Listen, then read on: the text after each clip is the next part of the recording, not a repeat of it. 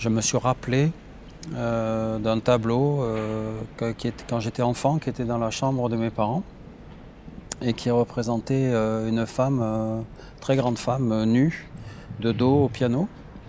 Et à ce moment-là, j'ai demandé à ma mère si elle avait une copie de ce tableau, puisque je pensais que c'était un portrait de ma mère.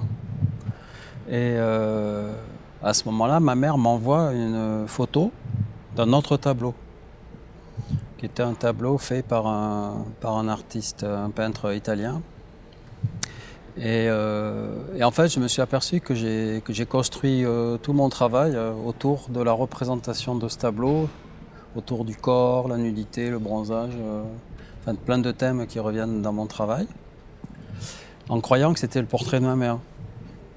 Et donc, l'idée, c'est aussi que en fait, ce qui compte, c'est pas tellement la réalité. Ce qui compte, c'est ce qu'on a perçu de la réalité et qu'on a constitué en une sorte de cadre sensoriel de la recherche. Et en fait, bon voilà, ça n'a pas tué ma créativité, mais ça m'a permis de m'apercevoir qu'il y a des écrans. On met en place des écrans par rapport aux expériences sensorielles fondamentales. Donc, ils sont essentiellement liés, puisque en fait, je suis prématuré, parce que j'ai fait un livre aussi sur les prématurés, donc ça m'a aussi intéressé de quelles étaient les conditions de mon enfance réelle. En fait, une éducation essentiellement visuelle, ça structure une façon de travailler. Et aussi, donc, du coup, en contrepartie, une très grande attirance pour le toucher, pour l'immersion, pour tout ce que j'ai fait sur le vertige, l'orgasme, enfin, etc. C'est-à-dire toutes les expériences de la transe, de la perte de contrôle, etc. que maintenant j'essaie de repenser à travers une théorie de l'émergence. L'expérience que fait le corps sans s'en rendre compte et après qui va émerger à la conscience avec retard, mais qui est la source. Quand j'étais en terminale, j'avais un professeur, je faisais 8 heures, mais comme il était très mauvais, j'allais chez un autre professeur 8 heures aussi, pendant mes heures de permanence, qui lui faisait Heidegger, Merleau-Ponty, Husserl, etc. Et voilà. Et à ce moment-là, je faisais de la danse. Donc, je faisais beaucoup de danse. Ça ne se voit plus beaucoup, mais je faisais beaucoup de danse. Et en fait, j'ai eu un accident. Voilà, j'ai basculé dans la philosophie du corps parce que mon corps ne pouvait plus être opérationnel pour faire de la création, de l'expression. Et voilà, donc du coup, cette philosophie du corps, elle part aussi certainement d'une expérience de perte de contrôle de mon corps, puisque avec cette chute et cet accident, j'ai découvert plein de thèmes comme la blessure, la cicatrice, la trace, voilà, etc.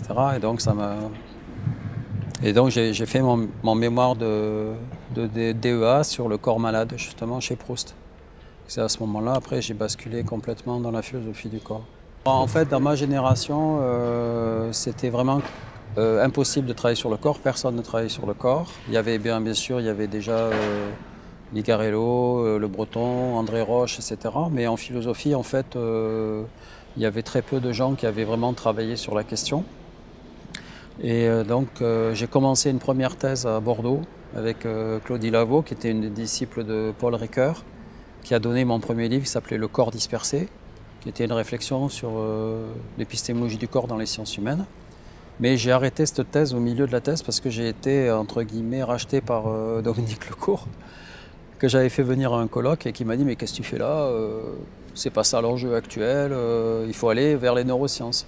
Et donc on était dans les années 84, 85, 86, etc. Et donc à ce moment-là, c'était le début des sciences cognitives.